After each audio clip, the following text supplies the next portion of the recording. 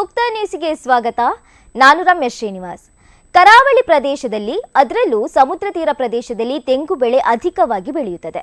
ಕೇರಳ ಎಂಬ ಹೆಸರು ಬಂದಿದೆ ತೆಂಗಿನಿಂದಾಗಿ.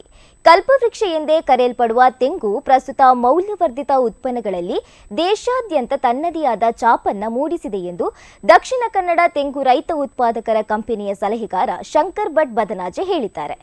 ಗುರುವಾರದಂದು ಪುತ್ತೂರು ಜೈನ ಭವನದಲ್ಲಿ ನಡೆದ ದಕ್ಷಿಣ ಕನ್ನಡ ತೆಂಗು ರೈತ ಉತ್ಪಾದಕರ ಕಂಪನಿಯ ವಾರ್ಷಿಕ ಮಹಾಸಭೆಯನ್ನ ಉದ್ದೇಶಿಸಿ ಮಾತನಾಡಿದ ಅವರು, ತೆಂಗು ಔಷಧವಾಗಿಯೂ ಅದರ ಮರದ ವಿವಿಧ ಭಾಗಗಳು ಉಪಯೋಗಿಸಲ್ಪಡುತ್ತಿದೆ. ಸುಮಾರು 10 ರಿಂದ 12 ಔಷಧಗಳಿಗೆ ಉಪಯೋಗವಾಗುತ್ತಿದೆ. ಅಲ್ಲದೆ ಧಾರ್ಮಿಕ ಮಹತ್ವವನ್ನು ಕೂಡ ಪಡೆದಿದೆ.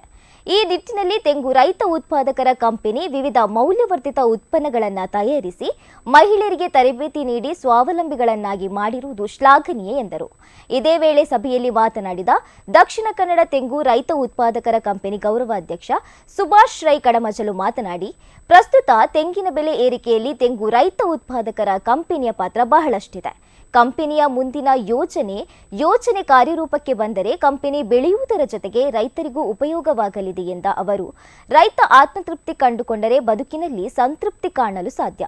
ಈ ನಿಟ್ಟಿನಲ್ಲಿ ಕಂಪನಿಯ ಬೆಳವಣಿಗೆಗೆ ನಾವೆಲ್ಲರೂ ಶ್ರಮಿಸೋಣ, ಸದೃಢ ಕಂಪನಿಯಾಗಿ ಬೆಳೆಯಲಿ ಎಂದರು. ದಕ್ಷಿಣ ಕನ್ನಡ ತೆಂಗು ರೈತ ಉತ್ಪಾದಕರ ಕಂಪನಿಯ ಅಧ್ಯಕ್ಷ ಕುಸುಮಾಧರ್ ಏಕೆ ಸಮಾರಂಭದ ಅಧ್ಯಕ್ಷತೆ ವಹಿಸಿ ಪ್ರಾಸ್ತಾವಿಕವಾಗಿ ಮಾತನಾಡಿದರು.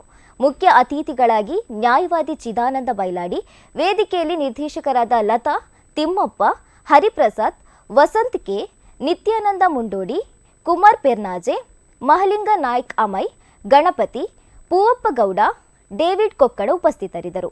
ಮುಖ್ಯ ಸಲಹೆಗಾರ ಯತೀಶ್ ಕಂಪನಿಯ ಭವಿಷ್ಯದ ಯೋಜನೆಗಳ ಕುರಿತು ಮಾಹಿತಿಯನ್ನ ನೀಡಿದ್ರು. ಸಭೆಯಲ್ಲಿ ಸದಸ್ಯರ ಸಲಹೆ ಸೂಚನೆಗಳನ್ನು ನೀಡಿದ್ರು. ಕಂಪನಿಯ ನವ್ಯ ವಾರ್ಷಿಕ ವರದಿ ವಾಚಿಸಿದ್ರು.